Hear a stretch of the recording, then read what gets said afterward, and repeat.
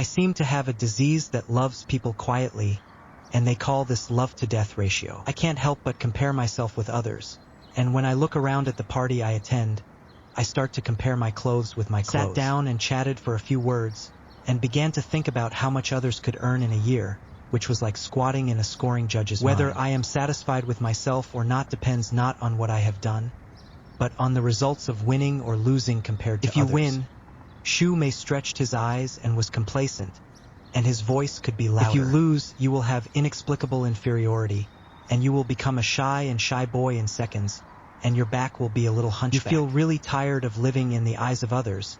Can you use any way to give me the calmness and confidence not to rely on external objects? In fact, this kind of social habit is not only a problem from thinking, or the influence of environment and culture, but also a survival strategy that is deeply rooted in everyone's genetic instinct. So what we need to do is not to go against human nature to fight against it, but to make this instinct change from a helmsman who throws the steering wheel of thinking to a helper who can bring effective assistance to you. 30 million years ago, monkeys were the ancestors of humans who had just developed the ability to compare socially, and their behavior will reveal to you why your brain can't help but compare with people. In their time, the meaning of monkey life is survival and reproduction, and the monkey life method is purely to continue life, and there are not so many wonderful choices. In this case, things such as social status, which can determine the flow of survival resources, will become a super big event, and when there is a lack of survival security, the monkey's life goal will be restricted to survival resources. But what does this have to do with society?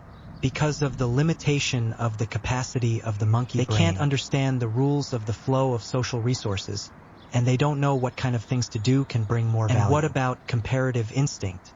It is a simple algorithm that can help them find answers without brain power and experience. The simple algorithm only needs to imitate the more successful and popular guys in the group, and can find what is more valuable in other eyes so as to copy the method that makes it more liked by other good people. So the human instinct for comparison is to find out what I want to work on to be more valuable by referring to others.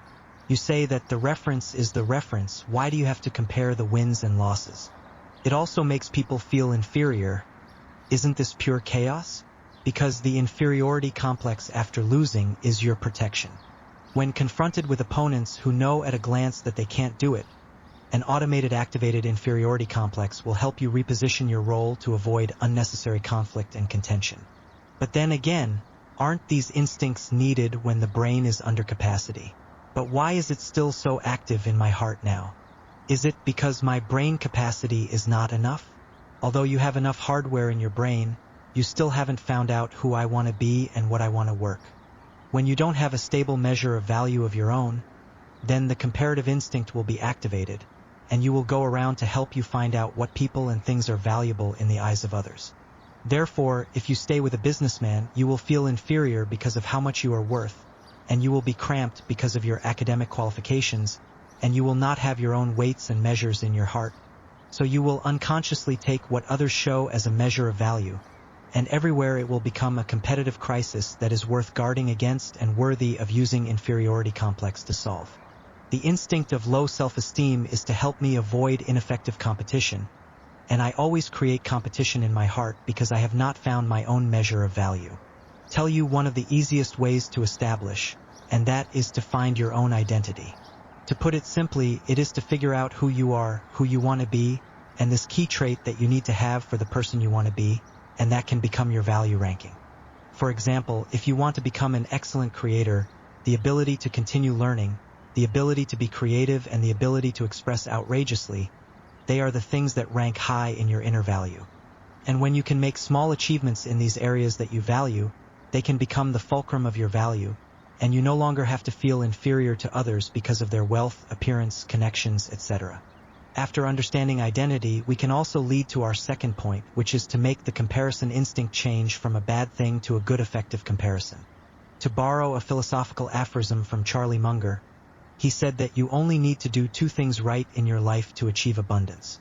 The first thing is to find out what doesn't work and then avoid it, and the second thing is to find out what works and then repeat it. And using this wisdom can transform your comparative instincts. The next time the love in my head pops up again, I might as well ask myself two questions. Do I aspire to be like him? And how did he do it? If the things you are comparing are not at the top of your value ranking, it means that the comparison is not really important to you, and it is good to directly offer, he is strong, you are the king of ideas. And if the content of the comparison is also in line with your values, then you can analyze how he did it, what elements helped him, and can I emulate these things. When the brain's thinking resources flow to focus on things and methods, then he will automatically turn off the brain area responsible for evaluation and comparison, and then the comparison instinct can play a role in learning to imitate. The comparative instinct is also born to learn and grow. In fact, in your time, there is no longer a need to be full of existential anxiety like the ancestors, at least in the city. I have not heard of anyone who can starve himself to death, but it is not uncommon to go to work and collapse physically and mentally. So seeing this, I also want to implore you from various parallel universes on the other side of the screen to tell those who are still anxious in the comment area, what is your identity? What kind of person do you want to be? What kind of wonderful story to live? In this way, each comment can show an aspect of the diversity of the world, and thus emerge a real and touching way of living people. I hope all this can also let you see that there can be so many wonderful and proud ways to live in life, and there are more than winning and losing narratives in this world. I will remember that the flood of comparative instinct is a reference to the direction of other people's efforts when I don't know what is valuable, and I want to find my own measure of value so that it will not be hung there all the time. I will remember that the inferiority complex after the comparison is to help me avoid the conflict and competition of disparity in strength, and I need to find my role identity with this fulcrum. I don't have to be anxious in every different field. He's strong, I'm the king of ideas.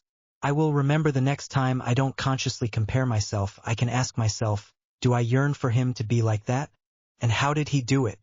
When the focus shifts from the comparison results to the reference method, the brain region that is in charge of the logic takes the place of the brain region that evaluates the comparison.